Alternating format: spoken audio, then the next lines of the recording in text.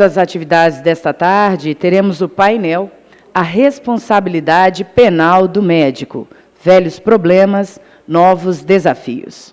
Para presidir, convido a conselheira federal do CFM, doutora Rosilane Nascimento das Mercês Rocha.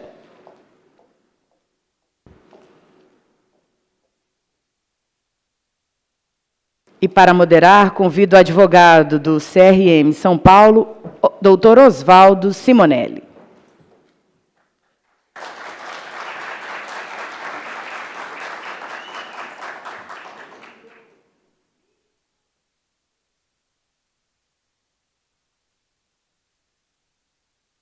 Com a condução dos trabalhos, a presidente.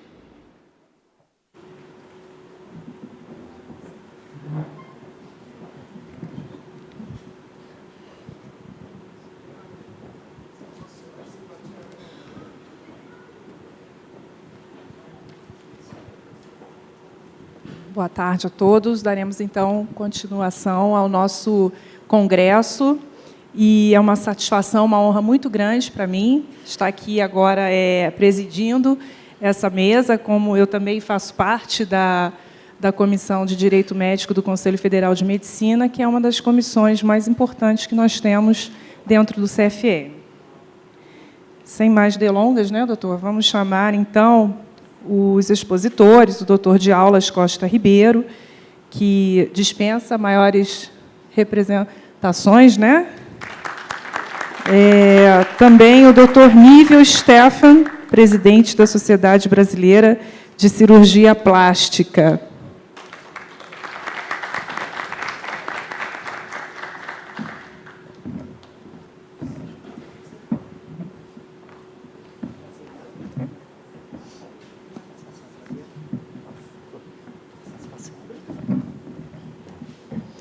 Como nosso primeiro palestrante, o doutor de Aulas.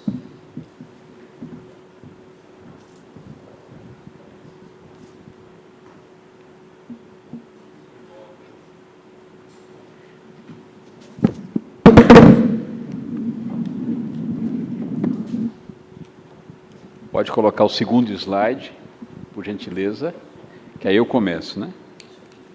Esse aí. Esse slide é fantástico. Responsabilidade penal do médico, velhos problemas, novos desafios. Com esta disposição de falar sobre este tema, eu cumprimento a mesa, na pessoa da doutora Rosilane, cumprimento toda a assistência e agradeço uma vez mais a possibilidade de falar com vocês neste 8º Congresso Brasileiro de Direito Médico do Conselho Federal de Medicina. Coube-me este tema, responsabilidade penal do médico, mas é evidente que eu não vou falar de conceitos de direito penal e de medicina. Eu vou contar uma história que muitos conhecem e muitos vão ficar sabendo dela a primeira vez.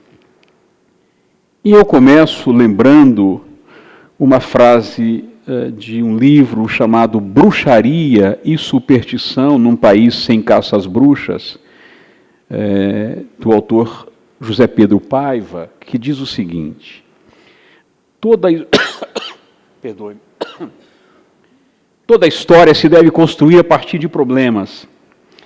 Ainda que a descrição do passado humano só por si possa constituir uma tarefa louvável e útil, a função do historiador não pode ser a de mero descritor de fatos, de acontecimentos e de cenários. O historiador tem a obrigação de levantar questões e de sugerir respostas. A responsabilização de médicos pela malpraxis profissional não é novidade. O Código de Hammurabi, de 18 séculos antes de Cristo, punia, com a amputação da mão, o médico que causasse a morte de paciente operado por ele. É, sem dúvida, uma forma de aplicação do jus talionis, ou lei de Talião, já que a mão do médico é aqui considerada o órgão agressor. Mas esta era certamente também uma maneira drástica de evitar, futuras intervenções desastrosas desse médico. Havia nessa sanção um elemento preventivo acautelador da recidiva ou da reincidência. No Egito Antigo, o médico era condenado à morte por toda conduta que contrariasse os preceitos profissionais transmitidos de geração a geração. Na Grécia, precisamente no século V a.C., no juramento de Hipócrates, precursor da ética médica, já havia referência à responsabilidade profissional.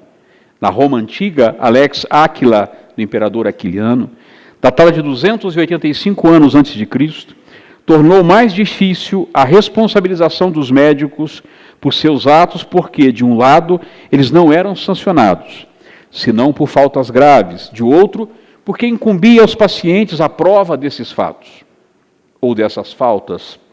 Tal prova tornava quase impossível a punição, porque os conhecimentos técnicos eram restritos aos próprios médicos.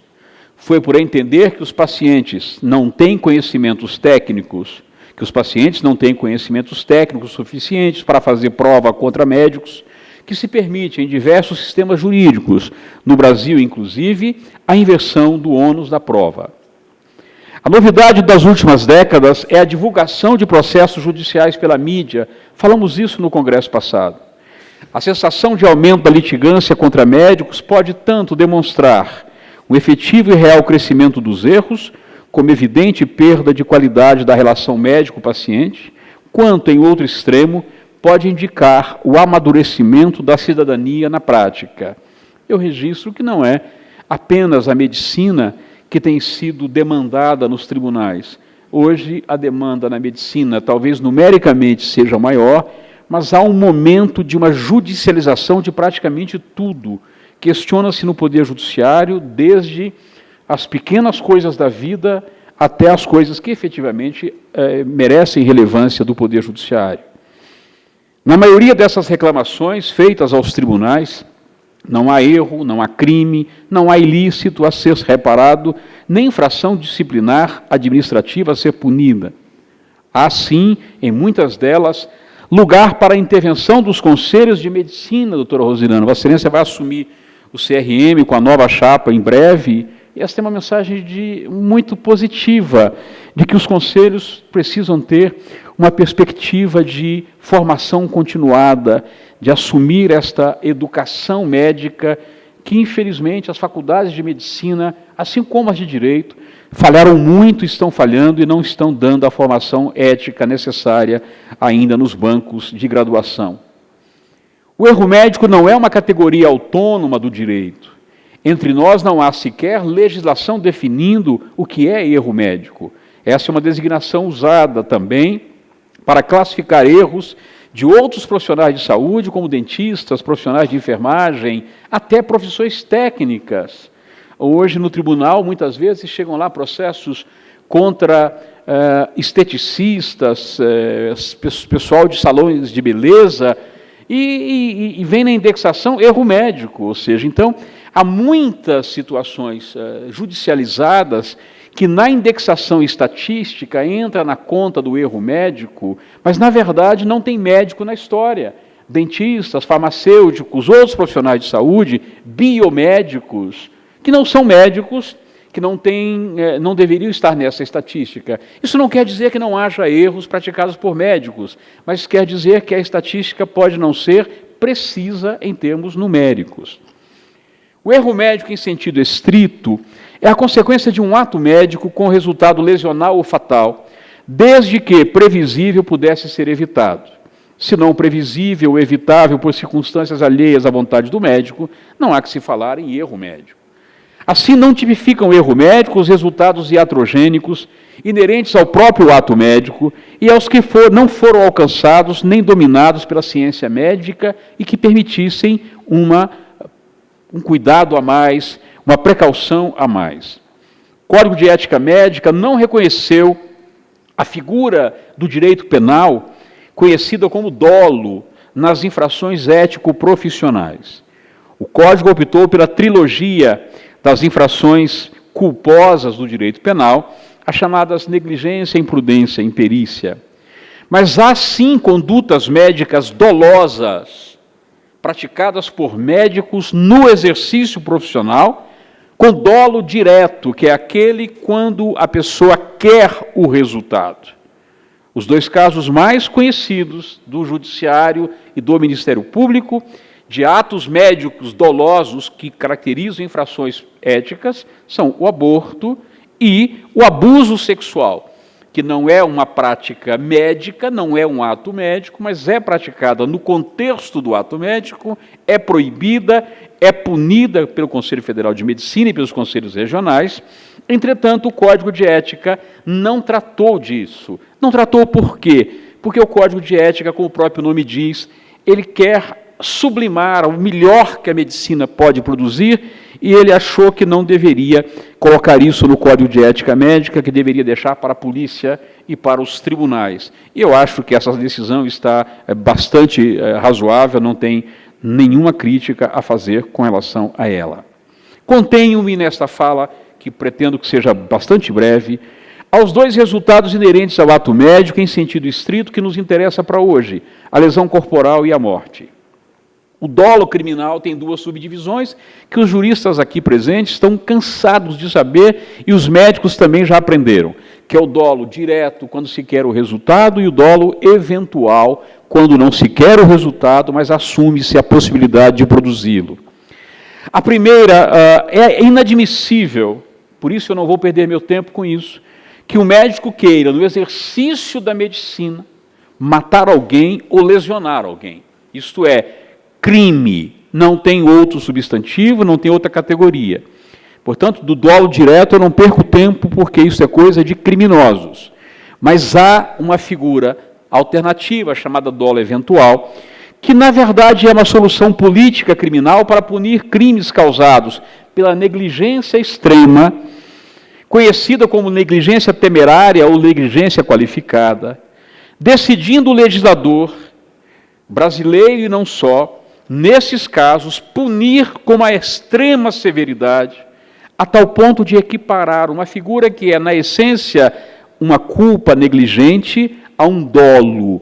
Portanto, o que se quis aqui foi aumentar a punição e não criar uma categoria pura de elementos subjetivos do crime. Então, o dolo eventual nada mais é do que uma culpa extremada, uma negligência extrema, que o legislador resolveu colocar pena bem mais alta.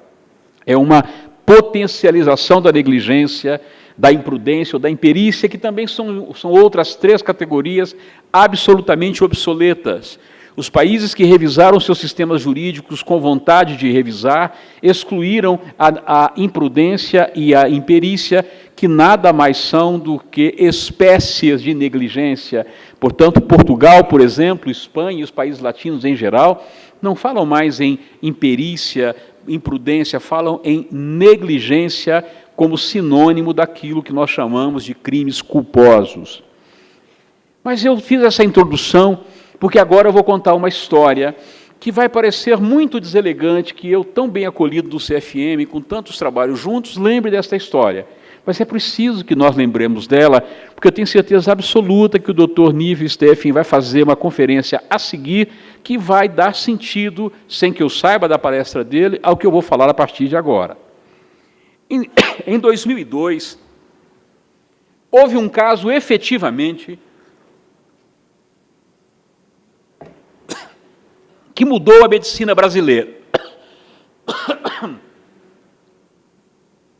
O Brasil tem uma característica, me desculpe, eu não sei se é o ar aqui em cima, me perdoe.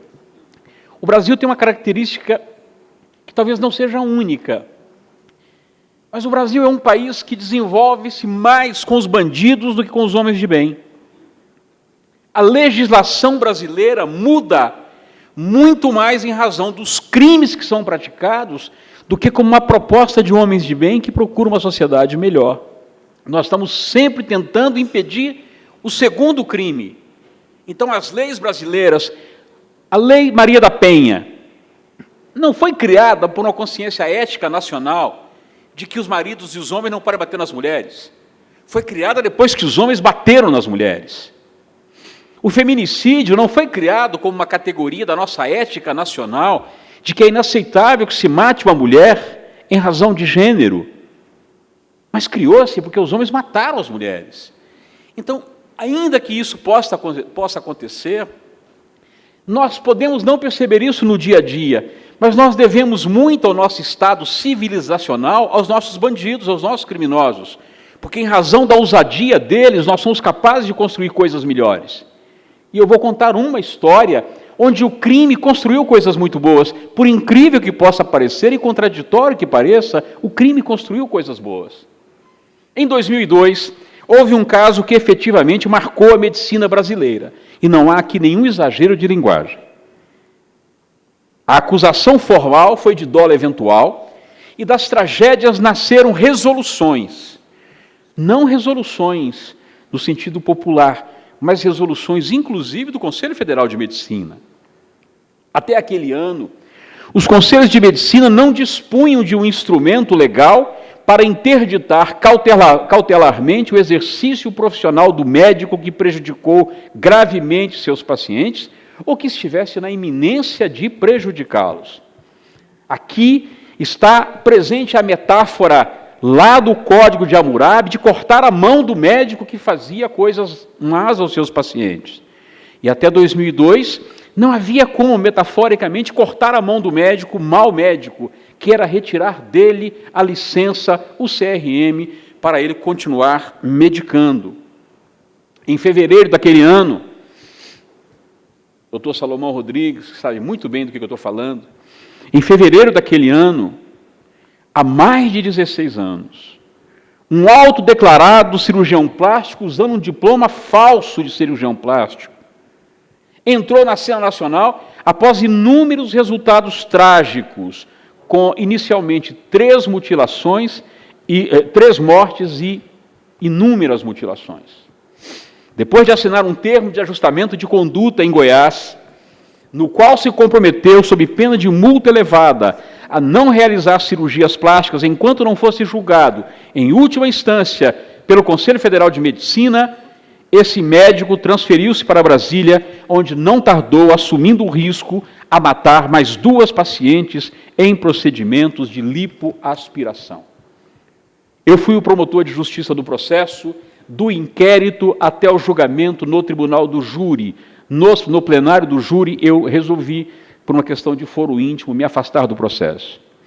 A acusação, se não foi a primeira, será das primeiras, que imputou a um médico dolo eventual e o levou até a prisão, condenado com trânsito em julgado por dolo eventual. O Dr. Roberto Dávila era o corregedor do Conselho Federal de Medicina, e ele dizia, de aulas, não há dolo eventual em medicina, isso é um absurdo. Eu disse, calma lá, me deixe provar. E nós provamos, e o médico hoje, ex-médico, está condenado, cumprindo pena, acertando as contas que ele deve ao povo brasileiro. Esse caso chamou a nossa atenção, na época, membro do Ministério Público. Os conselhos de medicina não interditaram preventivamente por falta de expressa previsão legal. Não havia lei que permitisse a interdição provisória. Não é que o Conselho Regional de Medicina de Goiás tenha sido negligente, o de Brasília tampouco. Não, eles não tinham como fazer a interdição, porque não havia como fazer a interdição, não havia lei permitindo. E como é uma restrição de um direito fundamental ao exercício profissional da medicina, era preciso que houvesse lei, e lei não havia nesse caso. A interdição só ocorreu por iniciativa do Ministério Público do Distrito Federal e do Ministério Público Federal, em ação cautelar preparatória da ação principal, iniciada por mim e pelo Procurador da República, Alexandre Camanho de Assis. Aqui está a primeira folha da ação civil que foi proposta, e em 2 de fevereiro de 2002, um sábado, por volta das 7h30 da noite, o doutor Osmane Antônio dos Santos, juiz federal de plantão no sábado, suspendeu o exercício profissional do médico e determinou a apreensão das suas 2 carteiras, a cédula e a caderneta. A ação principal foi uma ação civil pública proposta contra o Conselho Federal de Medicina, o Conselho Regional de Medicina do DF, o Conselho Regional de Medicina do Estado de Goiás e o senhor Denísio Marcelo Caron. Nós propusemos uma ação civil contra eles, onde pedimos que o Conselho Federal de Medicina e os 2 regionais pagassem uma multa ao Fundo Nacional de Direitos Difusos por não terem criado norma para interditar preventivamente os médicos até aquela data. Os pedidos formulados nesta ação civil pública podem ser resumidos de forma muito pontual. A cassação definitiva, com direito ao contraditório e à ampla defesa do médico em referência. O segundo pedido, que é o que nos interessa, esse é o grande pedido dessa grande ação que nós promovemos, que o Conselho Federal de Medicina regulamentasse a interdição provisória dos médicos para evitar que eles continuassem com licenças, praticando atos médicos, lesionando, matando e daí por diante. A ação está assinada por 3 procuradores, Dr. Humberto Jaques de Medeiros, Alexandre Camanho de Assis e a minha última assinatura. Esta ação foi proposta e começou um grande processo. O presidente do CFM era o Dr. Edson Andrade, e nós tivemos aqui momentos muito difíceis, mas que nunca se perdeu o respeito e sempre se teve a chance de um dia dialogarmos. Até que, então, o CREMEGO, Conselho Regional de Medicina de Goiás, no dia 28 de junho de 2002, cassou o antigo médico Marcelo Caron. No dia 13 de dezembro de 2002, o Conselho Federal de Medicina confirmou a decisão do Estado de Goiás, e no dia 16 de maio de 2006, 4 anos depois, o Conselho Federal de Medicina editou a Resolução 1789/2006, que passou a autorizar a interdição provisória de médicos. Diante disso, o Conselho Federal de Medicina nos procurou e disse: nós cumprimos tudo o que vocês pediram, vamos fazer um acordo e extinguir a ação. Nós extinguimos a ação, nenhum de nós queria dinheiro do Conselho Federal de Medicina, o objetivo nosso não era esse, era regulamentar a suspensão, a interdição provisória, que hoje está no Código de Procedimentos do Conselho Federal de Medicina, aplicado pelos Conselhos Regionais de Medicina. Portanto, essa é uma parte da história que precisa ser contada, porque senão as pessoas esquecem que nós não éramos inimigos, que o Conselho Federal não era inimigo do Ministério Público, tampouco eu. Nós queríamos efetivamente era construir uma solução para a cidadania, e essa solução foi encontrada.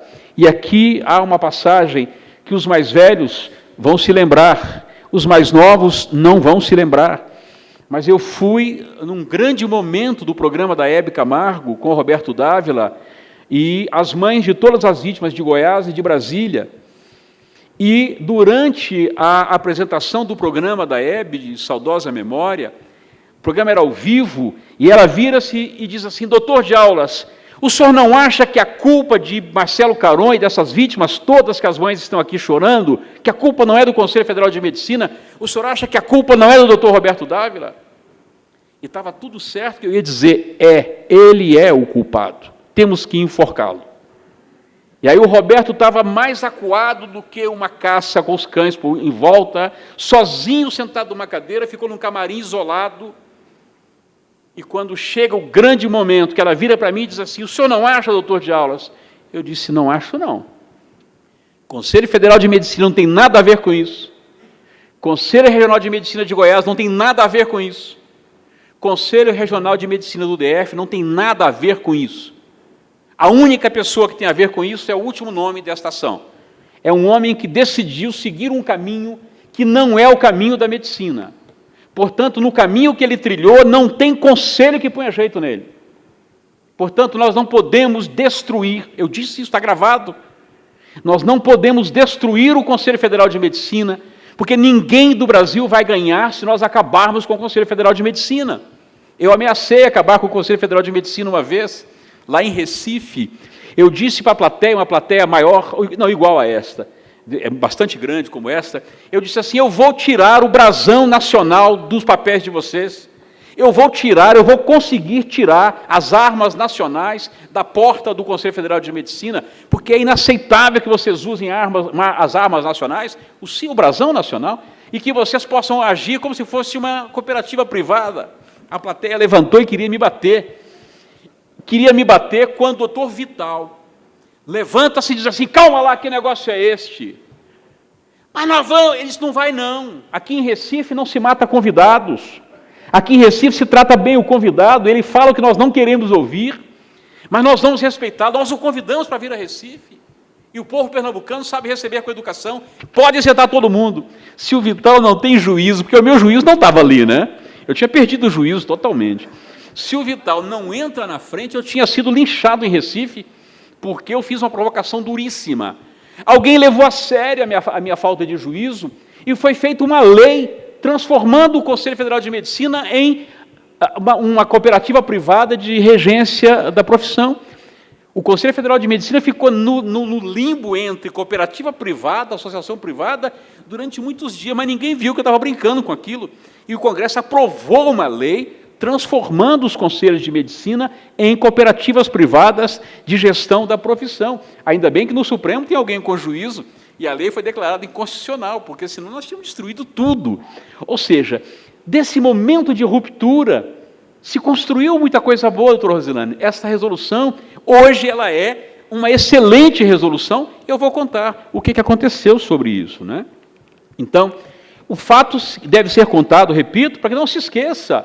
E, às vezes, de uma insanidade de uma pessoa que, às vezes, não tem medo do perigo. Eu não tive medo do perigo, eu não tive noção de onde eu estava pisando. Nós estamos falando de 2000, isso tem 18 anos. E eu não tinha noção que o meu nível de ataque aos médicos já estava chegando no limite e que alguém já não estava suportando mais. Mas era preciso que acontecesse essa ruptura para que a gente construísse juntos. E em 2010, eu voltei a conversar com o Conselho Federal de Medicina. Em 2010, nós tivemos mais de 10 mortes em um ano no Distrito Federal. E foi quando, então, eu chamei o doutor Roberto Dávila, doutor Irã, que era o presidente do CRM-DF, e disse, nós temos que fazer alguma coisa, não é possível continuar fazendo isso, está morrendo muita gente. Então, nós resolvemos nos sentar e conversar.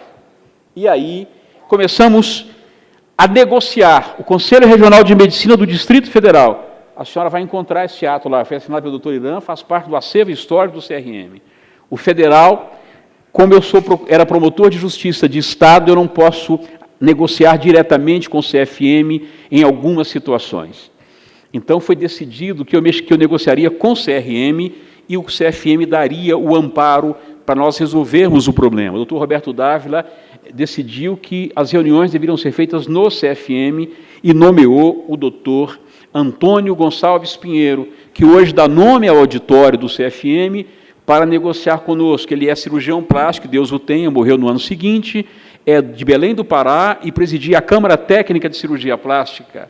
Doutor Pinheiro representava o CFM.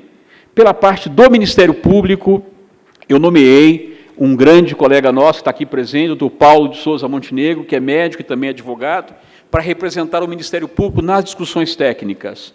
E eu, então, vinha todos os dias para, ao final do dia, conversar com o doutor Roberto Dávila, o doutor Pinheiro, e ver se o doutor Paulo Montenegro ainda estava vivo ou se já tinha sido trucidado pelo doutor Pinheiro, porque nós chegamos em alguns momentos que foram os mais difíceis das nossas vidas. Porque o doutor Pinheiro era um homem muito consciente do valor da medicina, da importância da medicina, ter um filho cirurgião plástico, e lá pelas tantas ele dizia assim, o senhor vai acabar com a cirurgia plástica? O senhor não pode fazer isso, eu não aceito isso. Calma, calma, não pode ser assim, temos que conversar. Tinha dia que ele chutava a gente da sala dele, no bom sentido, não era um homem muito fino e elegante, chutava a gente da sala dele, eu dizia, Paulo, vamos para casa, amanhã a gente volta. No dia seguinte a gente voltava, Pinheiro, a gente tem que conversar. E a gente conseguiu construir um TAC, um termo de ajustamento de conduta, onde nós estabelecemos regras para cirurgias plásticas no Distrito Federal. Talvez seja o único ou dos poucos estados da federação que tem uma norma própria para a cirurgia plástica. Nós regulamentamos desde o tamanho da sala até os equipamentos da sala. Classificamos as cirurgias em cirurgias em tipo 1, 2, 3 e 4. Tratamos de cirurgias conjugadas. Tratamos de competências para cirurgias em consultórios, em clínicas e em hospitais. Tratamos de limite de gordura para ser aspirada e conforme a área aspirada ou a quantidade de gordura aspirada poderia ser feita num tipo de clínica ou no outro tipo de clínica.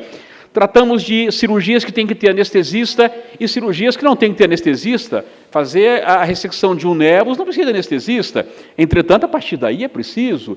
Não precisa ter UTI. Mas é preciso que tenha uma UTI de reserva, uma UTI contratada, um hospital de retaguarda. Não precisa ter ambulância, mas tem que ter uma ambulância que chegue no local a tempo de levar o paciente. Estabelecemos a distância que tem que haver entre a clínica de cirurgia plástica e o hospital de retaguarda, que não pode ser superior a 8 quilômetros. Nós cuidamos de todos os detalhes e assinamos um TAC. O TAC foi assinado aqui no CFM, com o doutor Roberto Dávila como testemunha, o doutor Irã, que era o presidente do CRM, como signatário, eu próprio, e a Diretoria de Vigilância Sanitária do Distrito Federal, que foi parte conosco no TAC, porque no dia seguinte ela montou uma operação e começou a visitar as clínicas. E na primeira inspeção, nas mais de 60 clínicas que havia em Brasília, fechou-se mais da metade. Mais da metade não preenchia nenhum dos requisitos de segurança que nós estabelecemos. Estabelecemos que o responsável técnico de clínica de cirurgia plástica tem que ser cirurgião plástico. Ah, mas eu não sou obrigado. Não, você pode fazer onde você quiser. Se não for cirurgião plástico, não tem o alvará de funcionamento. É muito fácil. Então, nós estabelecemos uma regra que, no primeiro momento, gerou aumento de custo. E os médicos que não ficaram satisfeitos começaram a montar clínicas de cirurgia em Goiânia ou em cidades próximas, onde há boas condições de trabalho, mas onde não há essas restrições. Goiânia não é que Goiânia seja uma cidade ruim, não é isso. É porque eles, às vezes, faziam dupla jornada lá e aqui, passaram a transferir os pacientes para Goiânia, porque já tinham clínica lá. E muitos pacientes de Brasília passaram a morrer em outras cidades do Brasil, as mais próximas, de Goiás e Minas, aqui mais próximos, muitas mortes passaram a ocorrer nesses locais. Portanto, já estou terminando. Portanto, o que eu quero dizer isto é que, passados 16 anos do caso Caron, aparece um sujeito com o nome grotesco de Dr. Bumbum, que coloca a medicina brasileira em outro momento de muita dificuldade, que, entretanto, foi suspenso preventivamente, usando aquela normativa que nós construímos lá no caso Caron. Só que lá a justiça pôs, aqui a justiça dispôs, porque foi o Poder Judiciário que suspendeu a decisão do CRM-DF e restabeleceu a licença para que o doutor voltasse a praticar medicina. O caso, eu estou terminando, tem muitos pontos semelhantes. O doutor Caron também medicava em Brasília sem ter uma inscrição suplementar, por isso foi condenado por exercício ilegal da medicina. O doutor Bumbum não tinha inscrição no Rio de Janeiro e, se nós compararmos os fatos, estava na mesma situação de exercício ilegal da medicina, porque nós entendemos que não basta ser médico, tem que estar credenciado no local conforme as regras que regem as inscrições suplementares. E já para efetivamente terminar, eu quero fazer alguns registros para terminar a minha intervenção nessa tarde de hoje. A primeira delas, que é uma frase de efeito. Medicina estética barata pode se pagar com a vida, portanto, é preciso sempre ter esse cuidado. Mas eu faço uma pergunta, como uma mulher jovem, 46 anos, bem profissionalmente bancária de um banco de prestígio, com acesso muito criterioso, com um nível sociocultural e econômico bastante elevado, como é que uma mulher se dispõe a entrar para fazer um procedimento médico invasivo num apartamento com toda a cara de clandestinidade? Como é que pacientes em Brasília faziam cirurgias em casas no Lago Sul, saindo do controle da vigilância sanitária e do TAC assinado com os conselhos de medicina? Quando nós assinamos o TAC, eu disse à imprensa e repito aqui, não tem conselho que controle maus profissionais quando o paciente não se protege. O primeiro promotor, defensor, cuidador do paciente é ele mesmo. Se o paciente aceita se expor a esse risco, ninguém consegue evitar o risco. E aqui eu disse de manhã que eu ia desmistificar o consentimento informado. O consentimento informado não vale para esses casos, porque o médico não pode expor o paciente a um risco de vida superior àquele que é esperado. Não adianta o paciente aceitar. Aceitar aqui prova o crime, não prova a isenção de culpa. Portanto, nem sempre o consentimento informado é regra que pode isentar de ilicitude e de responsabilidade. E, por fim, eu termino dizendo que a minha missão acabou. Acabou no Ministério Público, porque eu fiz uma opção de ir para o Poder Judiciário. A minha missão no Conselho Federal de Medicina de intermediar esse diálogo está restrita ao Congresso de Direito Médico, cuja missão começa também a se encerrar da minha parte. A pergunta que fica é: quem vai colocar o guiso no pescoço da Anvisa? Porque nós estamos tentando fazer a Anvisa proibir o metacrilato há muito tempo. Porque não tem sentido a venda deste produto para uso livre por cabeleireiros, por esteticista, por todos os profissionais, inclusive por maus médicos que injetam quantidades inaceitáveis deste produto em pacientes que buscam a beleza rápida. Portanto, é hora de nós olharmos para esse produto. Eu já consultei há anos que eu venho discutindo essa matéria, não faz nenhuma falta a proibição deste produto, ou pelo menos a restrição desse produto, que é livremente adquirido por qualquer pessoa em qualquer distribuidora de produtos médicos. Portanto, a Anvisa é, assim como o Estado, responsável em muito pela distribuição deste produto, porque nós já pedimos imensas vezes para que proíbam a sua comercialização, principalmente livre. Qualquer salão de estética tem este produto, qualquer cabeleireiro que quer fazer procedimentos estéticos usa este produto, que é vendido, facilmente adquirido por qualquer pessoa. Portanto, a minha objeção a esse PMMA, que eu chamo grotescamente também de metacrilato, é que é preciso ser encontrada uma solução para ela. Nós encontramos soluções que não são perfeitas. Há mortes em cirurgias plásticas no Distrito Federal, existiram.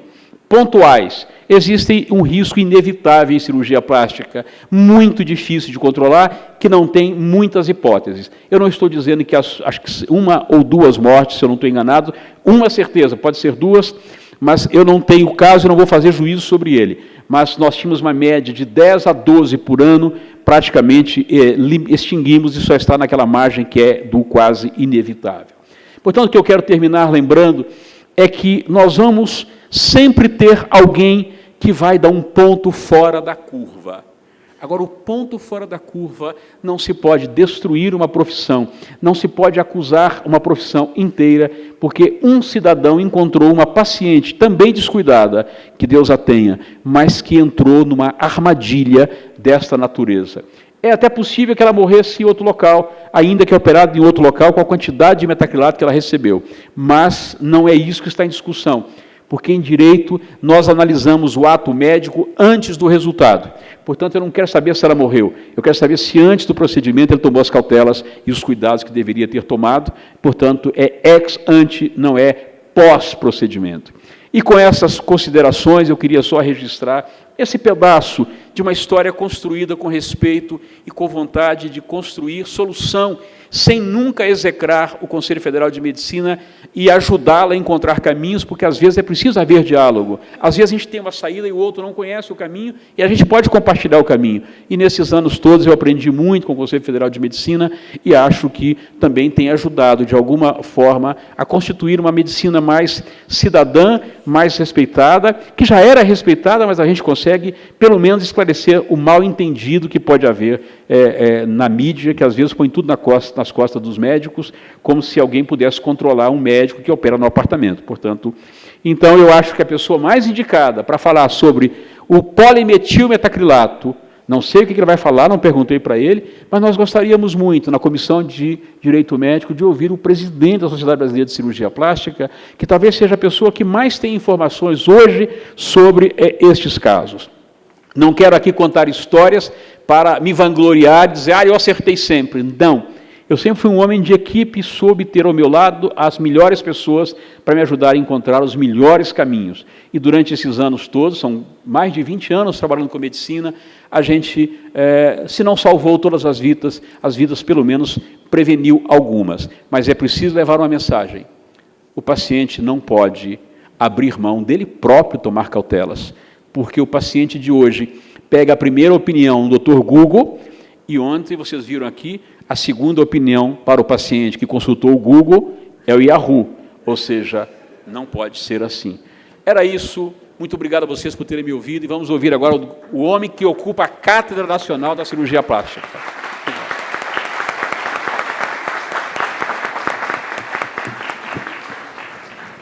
O Dr. Nívio Stefano é presidente da Sociedade Brasileira de Cirurgia Plástica, secretário-geral da Sociedade Brasileira de Cirurgia Plástica, no biênio 2016-2017, primeiro vice-presidente da Sociedade Brasileira de Cirurgia Plástica, de 2014 a 2015, Obrigado. presidente, secretário e tesoureiro da Sociedade de Cirurgia Plástica do Rio Grande do Sul, é diretor-geral do Departamento de Eventos Científicos da Sociedade Brasileira de Cirurgia Plástica de 2012 a 2013, membro da comissão jogadora do exame para obtenção do título de especialista, representante do Departamento Científico Nacional, Região Sul, da Sociedade Brasileira de Cirurgia Plástica, preceptor do Serviço de Cirurgia Plástica da Santa Casa de Porto Alegre e Universidade Federal de Ciências da Saúde de Porto Alegre, sócio fundador da Sociedade Brasileira de Queimados, mestrado da Unifesp, membro titular da Sociedade Brasileira de Cirurgia Plástica,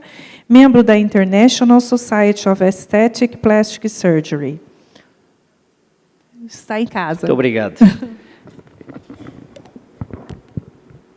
Inicialmente, gostaria de dar uma boa tarde a todos. Doutora Roselane, das Mercês Rocha, colega. Doutor Oswaldo Simonelli, do Conselho Regional de Medicina de São Paulo. E um agradecimento muito especial ao doutor de Aulas Costa Ribeiro. E como o doutor de Aulas falou em história, na verdade, o que nós vamos trazer aos senhores é um pouco da história da sociedade, mas principalmente com relação a esse produto. Quando o doutor de Aulas nos fez o convite, eu conhecia de ouvir falar do doutor de Aulas nessa fase que ele falou por volta de 2002, em que era extremamente combativo. Quando veio o convite, nós tínhamos assumido uma aula hoje no Rio de Janeiro, num congresso de inovação em feridas e tratamentos de queimados. Mas o assunto é extremamente pertinente e um dos pilares da Sociedade Brasileira de Cirurgia Plástica, da sua gestão, é, em primeiro lugar, a ciência, o conhecimento e, junto, a defesa da especialidade. E com as palavras do doutor de Aulas, me fez me sentir bastante à vontade nessa plateia e nesse assunto que é extremamente árido para nós médicos.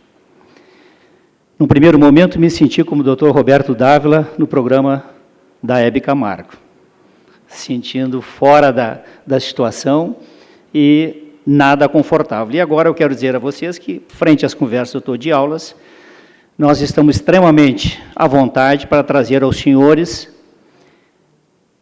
esta busca da Sociedade Brasileira de Cirurgia Plástica com relação à defesa da especialidade.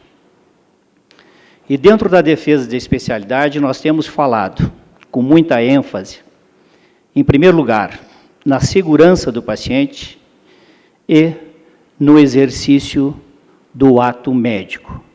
E dentro do exercício do ato médico, nós temos divulgado, temos falado que os procedimentos da cirurgia plástica devem ser realizados pelo cirurgião plástico. E por que os procedimentos da especialidade de cirurgia plástica deva ser exercido pelo cirurgião plástico? Por quê?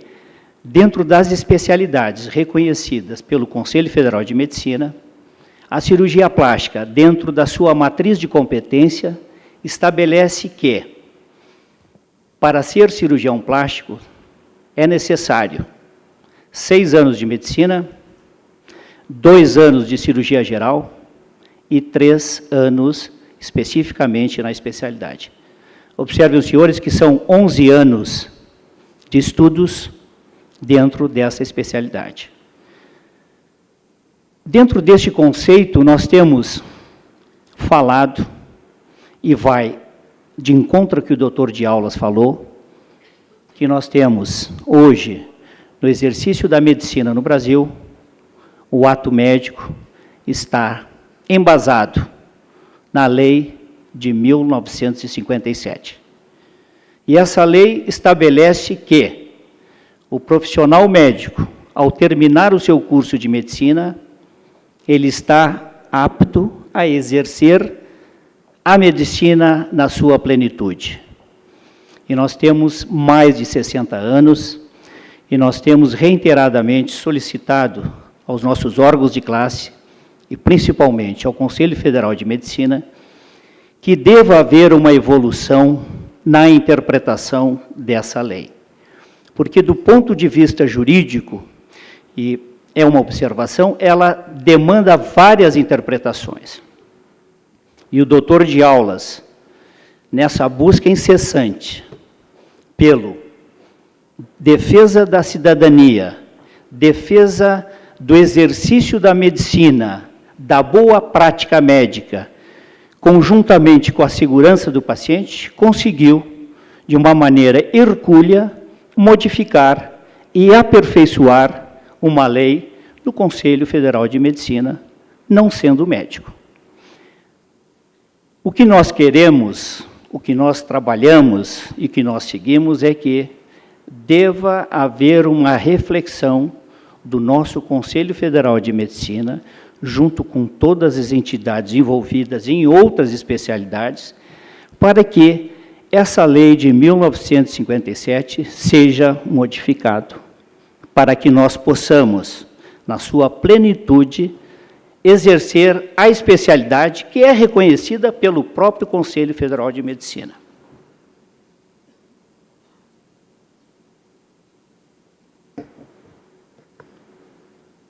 Nós vamos trazer aos senhores, dentro desse conceito de história, o que realmente é o PMMA. Na verdade, o PMMA, ele é um polímero, ele é uma substância química que foi produzida em 1902 por esse alemão e foi patenteada em 1928 pelos americanos. E qual o porquê dessa busca desse produto? Por quê?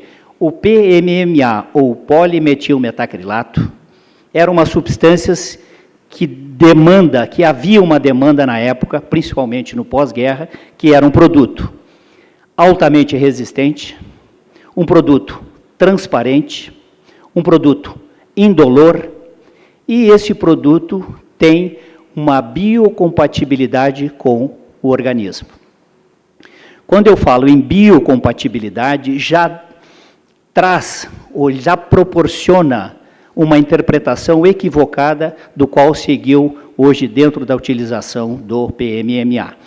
Então, é um produto, do ponto de vista orgânico, sintético, muito efetivo para aquilo que ele foi destinado. Na história do PMMA, nós observamos exatamente o primeiro uso na área da saúde em 1936, em prótese dentária. Por quê? Esse produto exatamente tinha essas características de biocompatibilidade, era transparente e extremamente resistente. Baseado nessa utilização das próteses dentárias, já a neurocirurgia utilizou, no pós-guerra, a utilização do PMMA nesse forma, por quê? Porque ele é um material extremamente resistente e tinha uma biocompatibilidade. Dentro da história do PMA, nós então sentimos essa evolução com relação à utilização dele para os propósitos que foi definidos. Quando ele foi colocado no mercado com essas características, já naquela época já houve a distorção da utilização do polimetilmetacrilato. E se nós observarmos na história, já tem citações que os fisiculturistas utilizaram essas substâncias de maneira imprópria, inadequada, para dar um contorno à sua musculatura. De forma inadequada, incorreta, lá atrás na história já foi utilizado de uma maneira deturpada esse produto. O que nós observamos hoje? Quando o doutor de Aulas fala que os fatos se repetiram, os divisores de água com relação ao episódio de 2002 e o episódio agora de 2018, situações muito parecidas. Só que Hoje, nós temos o problema do exercício da especialidade do procedimento de cirurgia plástica por não especialistas, pessoal que utiliza a nômina do medicina estética e que não é uma especialidade reconhecida pelo Conselho Federal de Medicina, e junto com esse grupo enorme de médicos que exercem e que realizam uma atividade médica sem a habilitação necessária, que são, hoje, um grande contingente dos não médicos, e que nós temos aí a odontologia, a enfermagem, a biomedicina, enfim, uma gama muito grande, exercendo atividades do procedimento médico na área da cirurgia estética, o apelo estético. E por que fazem isso?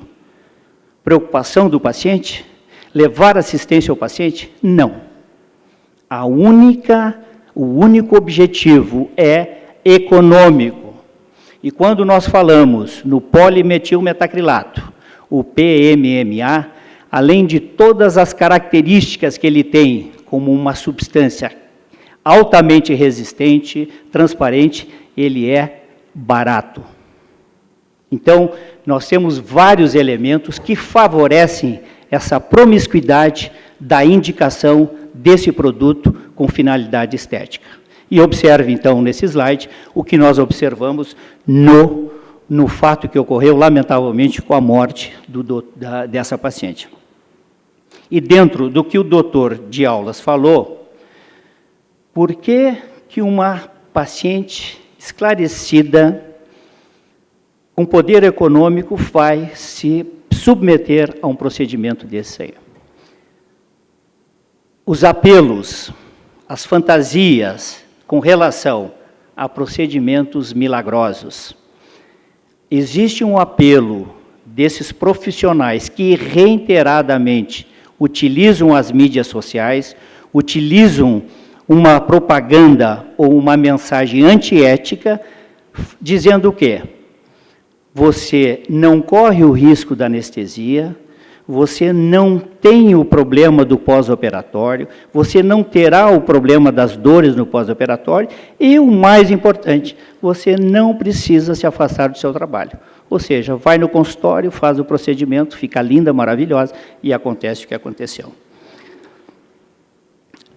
Dentro dessas colocações com relação ao PMMA, eu quero trazer aos senhores que é um produto que já, na área da estética, ele começou em 1994.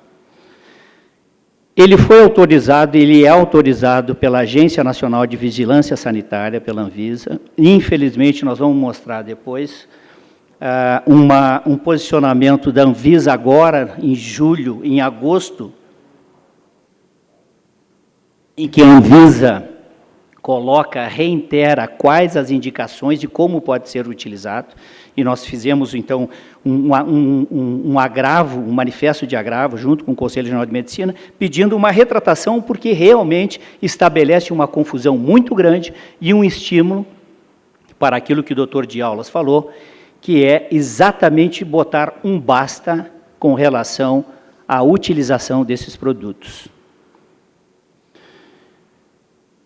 Em cirurgia plástica, eu vou trazer aos senhores, nós tivemos o cuidado de fazer uma varredura com colegas de sociedades internacionais para trazer uma pequena amostragem de como esses produtos são comercializados não só na América Latina, mas como na Europa, na África e nos Estados Unidos.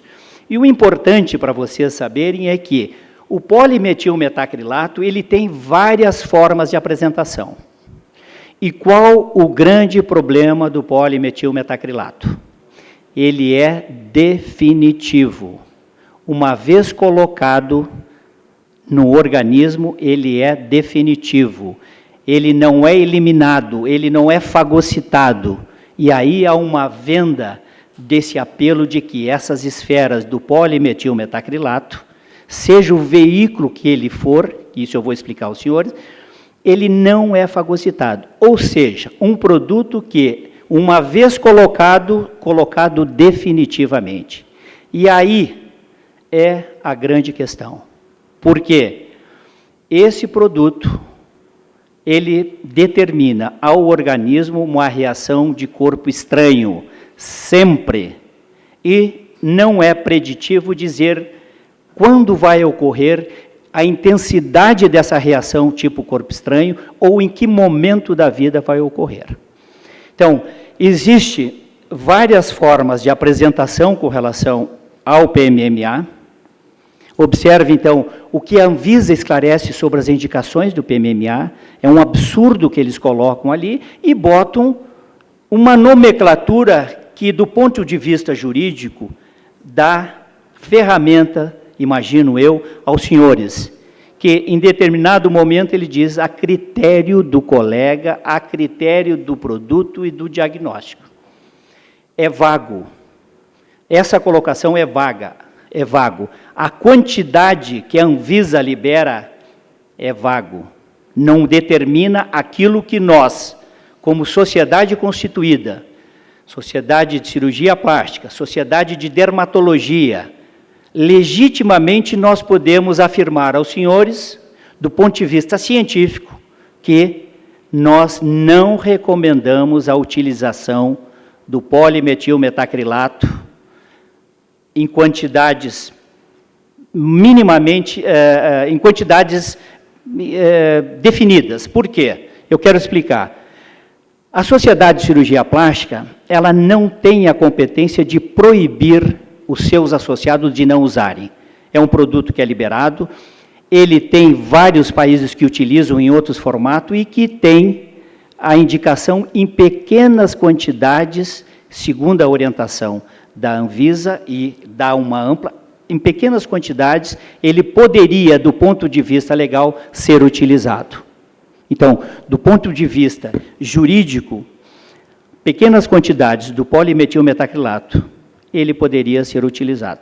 A nossa recomendação, e observe, então, o que a Anvisa, que ela diz, quando foi liberado esse produto, do polimetilmetacrilato, ele foi liberado para tratamentos especificamente dos portadores da imunodeficiência, pacientes com HIV, que naquela oportunidade os tratamentos levavam uma atrofia da gordura da face e estigmatizavam o paciente. Foi liberado com esta função, para lesões de cirurgia reparadora, a utilização do polimetilmetacrilato. E o Ministério da Saúde, o Sistema Único de Saúde, também liberou na sua tabela a utilização do polimetilmetacrilato em pequenas quantidades para utilização nessas circunstâncias.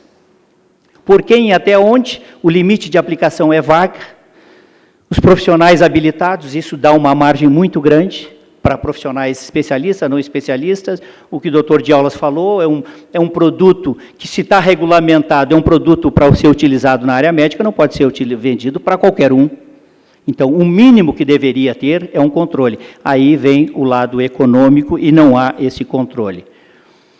Observe que em 2006, na figura do doutor Pinheiros, o Conselho Federal de Medicina já se manifestou naquela oportunidade e dizia: recomenda-se aos médicos cautela nessa prática, no sentido de proteção maior aos pacientes, os quais podem ser influenciados pela divulgação fantasiosa e exagerada. 2006, há 2 anos atrás, já havia uma recomendação do Conselho Federal de Medicina com relação a isso. Observem que a Sociedade Brasileira de Cirurgia Plástica, em 2013, reiterou o posicionamento de restrição do emprego do polimetilmetacrilato em tratamentos médicos da especialidade. Porque nós temos hoje vários produtos que nos dão a garantia de não ser definitivo. E aí vem a fantasia. Quando diz para o paciente que é um produto definitivo, eu não explico quais os problemas que advêm desse produto ser definitivo. E agora, dia 26 de julho, nós, junto com o Conselho Regional, já estou terminando, junto com o Conselho Regional de Medicina de São Paulo, nós pedimos uma retratação à Anvisa, porque a Anvisa fez uma colocação dizendo quais as utilizações do PMMA, e ele não define que não pode ser usado, principalmente em áreas profundas, como na região glútea, que é um absurdo a utilização desse produto na região glútea para aumento desse propósito. Então, nós fizemos exatamente essa nota de agravo, pedindo uma retratação da Anvisa ao bem do exercício da especialidade e da segurança do paciente. Observe, então, finalizando, como se comporta os países. Nos Estados Unidos, esse produto, o polimetilmetacrilato, ele é utilizado dessa forma do Artefil, com concentrações pequenas de polimetilmetacrilato junto com colágeno bovino. E isso faz com que eles, de uma maneira muito enfática, liberem para esses procedimentos que nós estamos mostrando aos senhores, que é o que as recomendações que poderiam ser utilizadas, principalmente na cirurgia reparadora, com essa finalidade. Observe, então, eles liberam, e observem que a quantidade de polimetilmetacrilato é pequena, tem toda uma justificativa. Na Europa, você pode comprar esse produto online. Os dois países que é terminantemente proibido a utilização do polimetilmetacrilato é França e Suíça. Na Itália, não existe uma legislação. Brasil, nós não temos uma legislação de proibição, existe uma liberação do produto, que é vendido sem qualquer tipo de cuidado, de controle, e as orientações são absolutamente vagas. Na África do Sul, semelhante, parecida com a grande maioria dos países, não existe legislação que proíba esse produto, mas, como nós, e está fartamente na literatura, o índice de complicações são gravíssimas e muito intensas. A nota de agravo, o fato que aconteceu, para ilustrar para vocês, as complicações são muito, muito intensas. E eu quero trazer a vocês o nosso agradecimento, mais uma vez, a oportunidade que a Sociedade Brasileira de Cirurgia Plástica tem em trazer aos senhores, da parte do direito, é um assunto extremamente espinhoso para nós, mas que cada vez mais nós queremos nos aproximar do Poder Judiciário para levar as nossas demandas, as nossas ansiedades, as nossas angústias, porque entendemos que a Lei de 57, ela não contempla a nenhuma especialidade, mas principalmente a cirurgia plástica, o pleno exercício da especialidade. E dentro disso que o doutor de Aulas falou, nós gostaríamos de finalizar, de encerrar e dizer aos senhores que a grande demanda, o número de complicações que ocorrem quando fala-se em cirurgia plástica, nós, a Sociedade Brasileira de Cirurgia Plástica, o bom profissional que cuida, que zela pelo exercício da medicina, estamos pagando uma conta que não é nossa.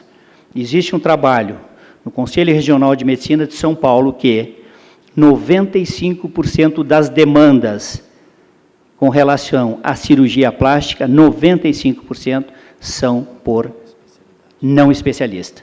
Eu quero dizer que todos nós, médicos, somos factíveis de problemas, não significa que um bom profissional que faça algum tipo de intervenção não possa ter um problema ou, enfim, um caso que foge ao nosso controle. Mas o que nós queremos é exatamente se aproximar de vocês para que o erro médico, como muitas vezes é falado, o doutor de Aulas repetiu isso, não é do médico. E, da mesma maneira, nós queremos trazer aos senhores as nossas angústias com relação à grande maioria dos procedimentos da especialidade não são realizados por cirurgião plástico. Muito obrigado. Estou à disposição aí para...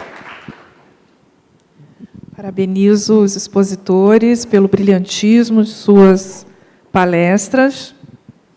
Doutor de Aulas, eu mesma já estava quase me levantando para protegê-lo, porque muitos aqui não sabem da história, né? Como eu também fiquei sabendo de parte aqui. Então, fiquei preocupada, viu? Passo a palavra agora para o doutor Osvaldo, para que ele possa fazer a moderação. Obrigado, boa tarde. Bom, acho que depois, principalmente das histórias que o Dr. de Aulas contou, a gente vê que o Conselho Federal foi muito esperto em trazê-lo para o nosso lado, né? Melhor termos ele ao nosso lado, então, no sistema. São questões que chamam muito a nossa atenção, né? Enquanto o Dr. de Aulas ia expondo os casos que ele relatou, a história, né? A gente vai vendo como os conselhos de medicina, na verdade, ao longo dos últimos 20 anos, principalmente, evoluíram, saíram daquelas características mais fechadas do início da sua atividade, né? Os conselhos de medicina hoje são órgãos da sociedade, né? Não são órgãos, não pertencem aos médicos, né? Eles pertencem à sociedade. A sociedade é dona dos conselhos de medicina, né? E todas essas medidas que foram surgindo e foram adotadas foi porque a sociedade foi assim exigindo. Eu faço parte desse sistema conselhal já há 16 anos também, e enquanto o Dr. de Aulas ia falando, eu fui me lembrando de tantos casos que a gente foi assistindo ao longo desses anos todos, né? Em 2002, quando o senhor comentou ali, o primeiro caso que me veio à mente, e teve um desfecho um pouco diferente do que foi realizado aqui no Distrito Federal, foi daquele famoso médico pediatra que tinha até uma especialização específica, né, para tratar de adolescentes, o pediatra ebiatra, né, e que em 2002 se descobriu que, na verdade, ele estava molestando crianças, molestando adolescentes, né, e o conselho, então,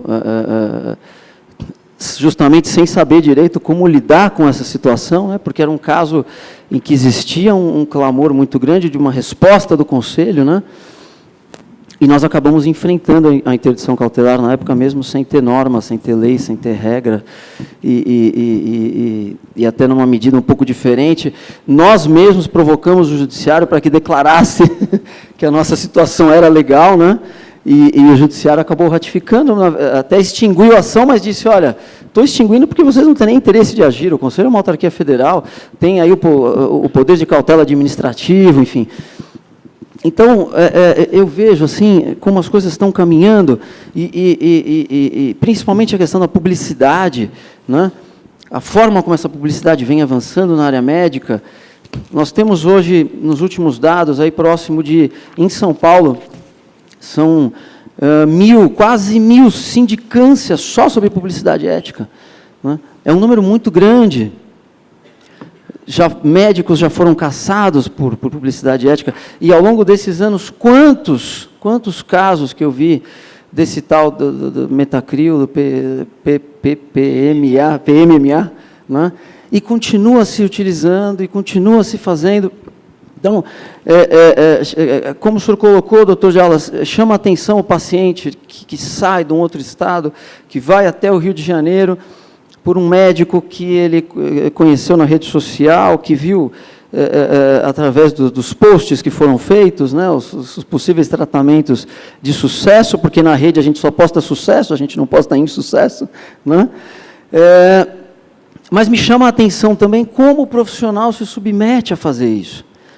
Profissional capacitado, que estudou 6 anos, em período integral, depois se dedicou a uma residência, né, que pode chegar até mais 5 anos, e aí ele sabe, por mais que a gente cobre da Anvisa um posicionamento, né, e acho que tem que ter mesmo um posicionamento da Anvisa mais restritivo com relação a isso, mas o que me chama a atenção ao longo desses anos é como esses profissionais, sabendo de todos os riscos desse tratamento, sabendo do risco que eles vão colocar ao paciente, como é que ele ainda aceita comprar esse material, aceita implantar um paciente? Acho que são essas reflexões que a gente tem que fazer, né? Só para já ir finalizando e até abrir para que as pessoas possam comentar. Acho que a Sociedade de Cirurgia Plástica faz um trabalho fantástico nesse aspecto, com seus associados, passando todas essas informações para que eles tenham a exata compreensão do risco que eles estão se colocando cada vez que eles aplicam esse produto, né? eu gosto muito de discutir a questão da estética, mas sob o aspecto filosófico da estética, né? Da origem da estética, do grego, né? A estesis, né? Como nós nos vemos, como nós nos sentimos. Uma pessoa que procura um cirurgião plástico da área estética, ele não tem um problema físico, não é? Ele tem um problema com a forma como ele se enxerga, como ele se projeta, como ele se coloca, né? E aí o médico tem a função, sim, de colocá-lo de uma maneira que ele se sinta bem, que ele se coloque bem, que o seu sentir seja outro, né? Então, eu acho que esse é o trabalho fundamental da cirurgia plástica, né? É trazer essa sensação de bem-estar, né? Não é vender algo impossível, não é vender um milagre, não é vender um sonho, né? Ela tem que vender, sim, a saúde, porque é saúde isso também, né? A gente vê as cirurgias hoje, que antigamente não eram consideradas, que eram consideradas eminentemente estéticas, né? Correção de orelha de abano, uma coisa simples, né? Mas que pode causar numa criança um bullying, né? Algo que vai carregar para o resto da sua vida, né? E aí o médico age de maneira pontual para fazer aquela correção e muda a vida daquela pessoa dali por diante. Então, eu acho que é esse o trabalho principal, né? Eu, enfim, fico muito honrado de estar aqui. Eu sou um neófito aqui nessa mesa e fico muito honrado e muito feliz de poder estar aqui fazendo essa moderação, e aí a gente abre para a participação das pessoas.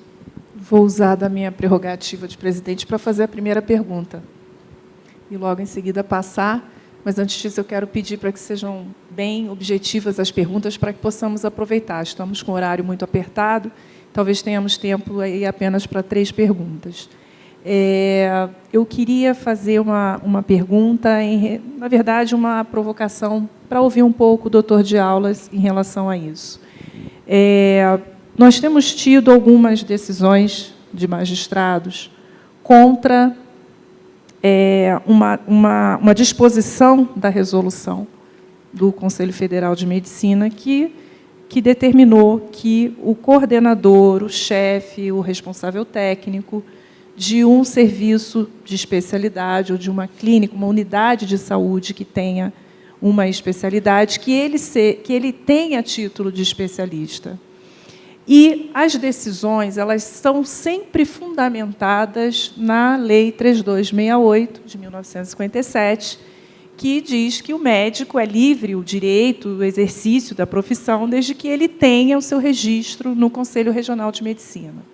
E que, para além disso, no caso, o Conselho Federal de Medicina estaria exorbitando e que a resolução não teria esse valor. E, justamente, a resolução veio também para esta proteção à sociedade. Eu gostaria, depois, que o senhor fizesse uma manifestação acerca disso, até em relação ao que o doutor Stefan muito bem colocou. E aí eu já passo a palavra para a próxima. Identifique-se, por favor, e faça a sua pergunta. Glória Mafra, Ministério Público do Maranhão, promotora de defesa da saúde. Já há um bom tempo se faz operações nessas unidades de saúde, que, na verdade, são residências, em busca de profissionais, ou até mesmo não profissionais médicos, que utilizam desses materiais. Só que lá no Maranhão a gente tem encontrado também uma outra situação, que é o silicone industrial, não é nem o PMMA, coisa muito mais complicada. O material que deveria ser utilizado para carro, para lavar azulejo, se colocando no corpo e avalizado por profissionais de saúde, e que a gente tem encontrado, inclusive, eles compram 5 litros de material de construção, utiliza a mesma embalagem do PMMA e coloca dentro. A gente, inclusive, fez perícia nesse material encontrado no lixo para que pudesse provar que, na verdade, nem era PMMA. Então, a situação chegou realmente a ser insustentável. Tivemos um caso que, para que o produto não vazasse no momento da aplicação do glúteo, né, da paciente, colocava-se algodão embebido em super bonder. Tá? Nós temos 56 pacientes, algumas, infelizmente, a gente tem muita dificuldade no ML para conseguir comprovar, fazer o nexo causal da morte, muito difícil, porque os profissionais também, a gente tem um corporativismo lá bastante complicado, mas a questão é essa, é que a gente ainda tem outros materiais, inclusive, sendo utilizados para esta finalidade. Com relação à Lei 57, eu, como promotor de defesa da saúde, a coisa está muito grave. O Conselho deve fazer algo. Agora, talvez faça para que modifique-se essa lei, porque lá no Maranhão, senhor, né, da sociedade, nós somos defensores das especialidades. É claro, e me parece que o Conselho Federal não. Agora, a magistratura está utilizando, e talvez até de forma acertada, não sei, tem que ver cada caso, para ir de encontro a resoluções do próprio Conselho. Ora, se a lei de 57 diz que qualquer profissional, desde graduado, pode atuar, e aí nós temos pessoas, sociedades, pessoas estudando 5, 6, 8, 10 anos a mais, e outro que não estudou, estando na mesma situação de atuar em qualquer especialidade. Todas as defesas feitas nos meus processos criminais, onde se discute atuação ou não de especialistas, a defesa é a lei de 57. E aí tem resoluções dizendo que para diretor técnico tem que ser especialista. Esse é o grande paradoxo. Eu espero que um dia, não, bem breve, o Conselho Federal realmente resolver. Hércio Guimarães, do Conselho Regional de Goiás. Vou fazer referência ao caso citado pelo de Aulas, do Marcelo Caron, porque na época que ocorreu o fato em Goiás, eu era o presidente do Conselho. E aquela termo de ajustamento de conduta que foi feito através do Ministério Público de Goiás, não foi por iniciativa do Ministério, foi por iniciativa do Conselho de Medicina, que procuramos uma maneira de interditar a ação do médico, que ele continuasse atendendo até que a gente concluísse o processo. E não achamos, nem com a nossa assessoria jurídica do CRM de Goiás, nem com a assessoria jurídica do Conselho Federal, um mecanismo de impedir que ele atuasse. Procuramos a Justiça através de desembargadores de Goiás, e um desembargador sugeriu que se propusesse ao Ministério Público a realização do TAC, já que não poderíamos fazer isso no Conselho de Goiás. E, infelizmente, o TAC citou apenas que não poderia trabalhar ou exercer em Goiás. Aí ele entendeu que poderia exercer em outro local da federação. Então, realmente, naquela época, foi difícil a gente impedir a ação do médico, sendo que a maioria dos colegas médicos instavam o Conselho, como é que nós íamos deixar ele continuar trabalhando antes do término do processo legal. Depois, aconteceu o que aconteceu. Surgiram as interdições cautelares. Uma das primeiras feitas no Brasil também foi em Goiás, não desse médico, de um outro. E a Justiça cassou a nossa decisão. E assim como tem cassado inúmeras decisões de interdição cautelar protetiva que a gente faz e a gente não tem dúvida que é em benefício da sociedade. E quando o médico que estava interditado cautelarmente comete um provável novo ato ilícito com novas denúncias, o Conselho é acionado. A gente fala, não, nós temos a interdição cautelar, como o Conselho de Brasília falou sobre o doutor Bumbum, mas que foi revogado pela Justiça Comum.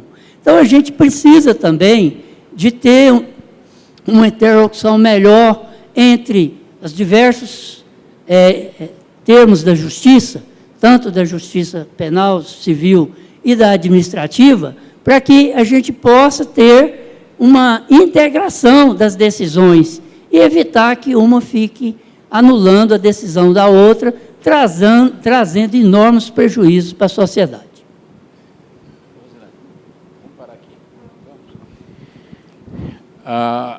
Quando eu, na minha fala, falei do TAC, eu não... Quando eu falei do TAC de Goiás, eu não disse com quem foi assinado. Exatamente por esse detalhe. O TAC foi assinado com o Conselho, com o Ministério Público de Goiás, a pedido do CRM de Goiás. Essa informação de que foi o Ministério Público, que foi o doutor Écio que pediu, ela tinha fugido da minha memória, e eu, na dúvida, eu fiz essa conferência essa noite, eu tive dúvida e não tive tempo de consultar o processo que está arquivado. O processo é monstruoso. O doutor Écio está coberto de razão, foi isso mesmo. E ele sofreu muito. Eu brinquei com o doutor Salomão sabe o que é, porque é de Goiás e tem uma grande atuação em Goiás. Eu não vi o doutor Écio lá atrás, eu tinha mencionado ele. Ele sofreu muito na época e sofreu, inclusive, acusações minhas. Ele sabe disso. Nós fomos antipáticos um ao outro durante muitos anos. A gente hoje tem uma relação muito carinhosa, muito cordial, tem muito carinho por ele, e ele sofreu muito na época. Mas, na época, todos os dedos foram apontados para o Cremego. Depois é que, com o tempo, a gente foi reconstruindo a história. Mas só para dizer, ele está coberto de razão, é verdade, o TAC foi assinado com o Ministério Público de Goiás, estabeleceu uma multa de R$10 mil para cada cirurgia realizada. Há um erro de construção, porque os promotores foram um bocado sem malícia. Como eles acreditavam na suplementar, que ele não ia atuar sem suplementar.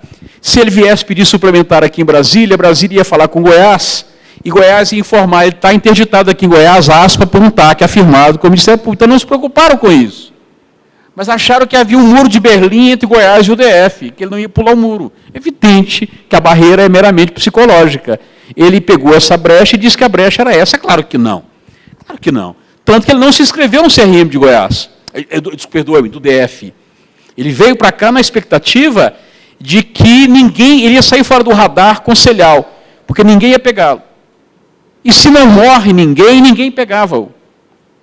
Agora, doutor, para que não haja nenhuma dúvida, eu entendo perfeitamente a fala do doutor Écio, sofreu muito na época, ele sabe disso, eu também sei. É verdade o que ele disse.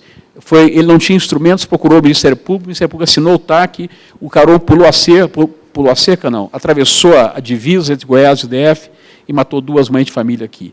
Isso é absolutamente verdade. Com a nossa especialidade, já respondendo à senhora, é a nossa querida colega do Maranhão, que talvez, além de mim e de mais poucos aqui, não serão muito poucos, ela veio a todos os congressos de direito médico do CRM, ela está em todos, é uma guerreira no Maranhão.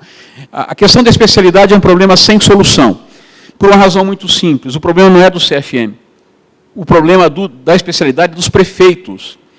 Os prefeitos querem contratar um médico só no seu município e colocar para fazer tudo. Faz parto, faz cirurgia, faz pediatria, faz tudo. O dia que houver especialidade, o prefeito vai ter que contratar pelo menos umas 3 ou 4 especialidades, e eles não querem contratar nenhum, eles contratam um e olha lá. Quando houve mais médicos, os prefeitos demitiram os médicos das prefeituras todas, para dizer que não tinham médicos. Não, é claro que não são todos os prefeitos, são alguns prefeitos. Mas, então, o problema do especialista, doutor Nível, não é nem nosso aqui, nosso, quer dizer, de vocês, nem é meu, é de prefeito. Os prefeitos dizem ao deputado, não deixa aprovar isso, porque nós não vamos contratar 4 médicos aqui, um pediatra, um obstetra, um cirurgião geral e um clínico. Ou seja, cada prefeitura terá que ter 4 profissionais básicos. Um clínico, um pediatra, um obstetra e um cirurgião geral. Então, eles não fazem isso, contratam um só e põem para fazer tudo isso e mais 500%.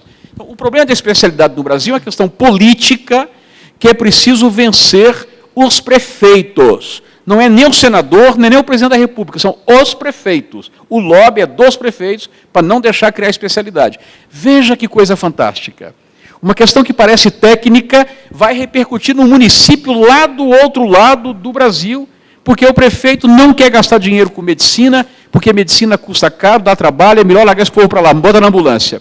Aqui perto tem um, que eu não vou mencionar o nome, que fez campanha dizendo que o município ia criar uma fábrica de caixões, de urnas funerárias. Não, você foi eleito, vai ter uma fábrica de caixão aqui no município, porque os caixões vinham de uma outra cidade.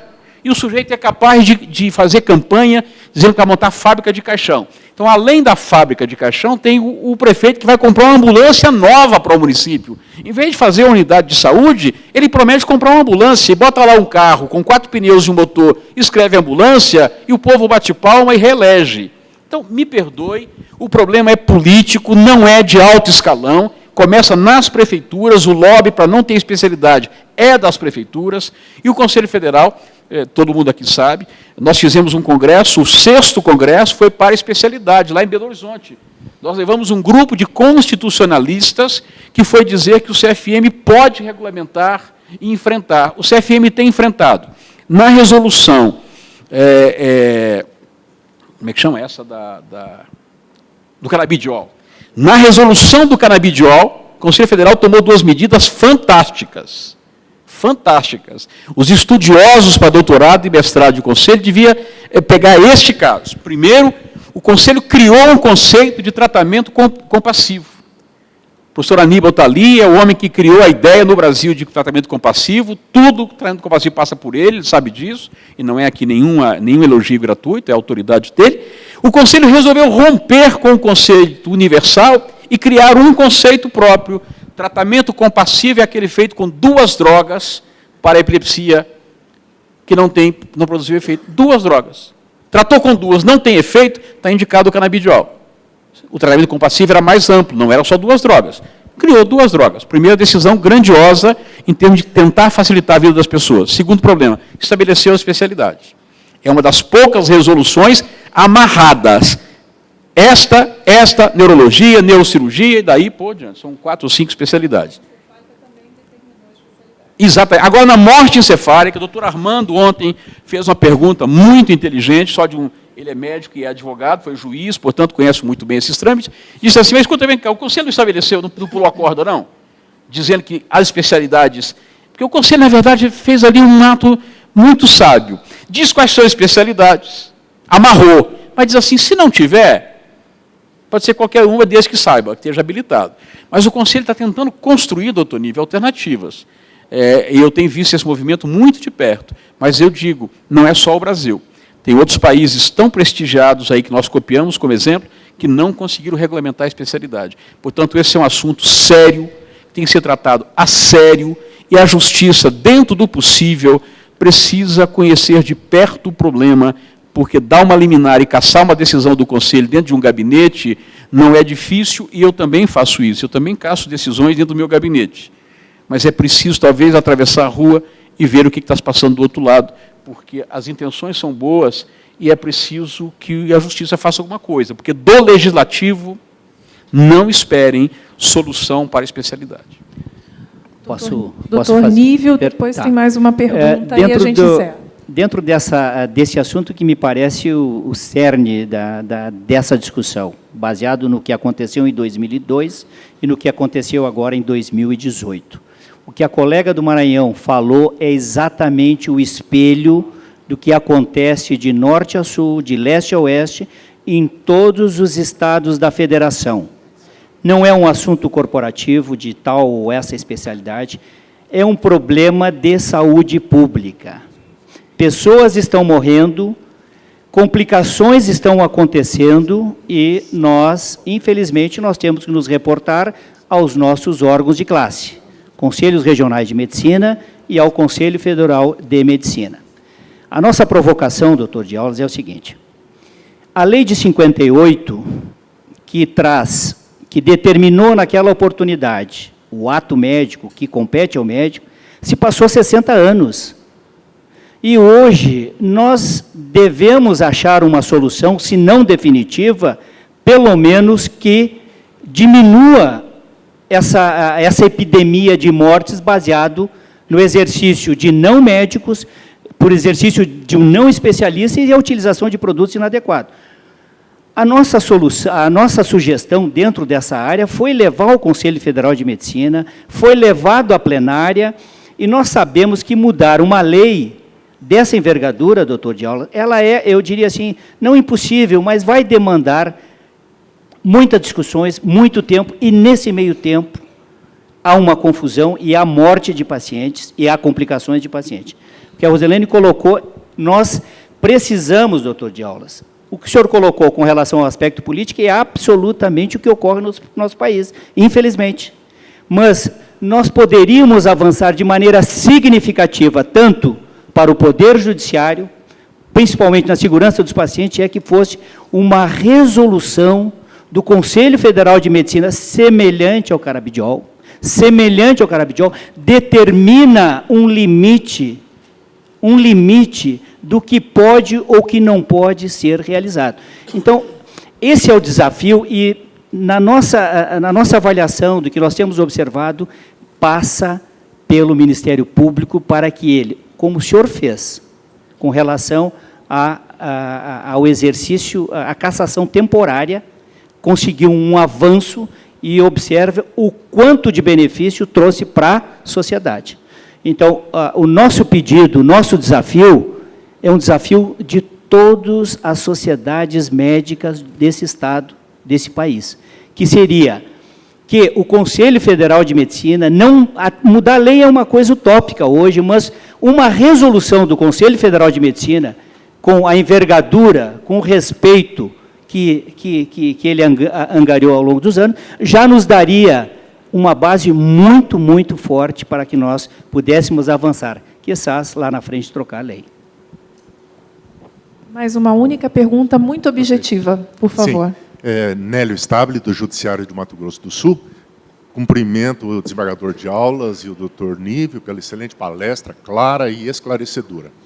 No caso da aplicação do metametilmetacrilato, que é uma definitividade, não seria caso do Conselho Federal estabelecer por resolução que seja um ato médico a injeção de qualquer substância, ou pelo menos de prescrição, necessariamente por um médico, a injeção de qualquer substância no corpo humano?